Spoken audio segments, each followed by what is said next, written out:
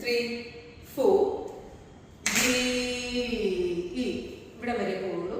ഇനി അവിടെ തന്നെ താഴത്തെ താ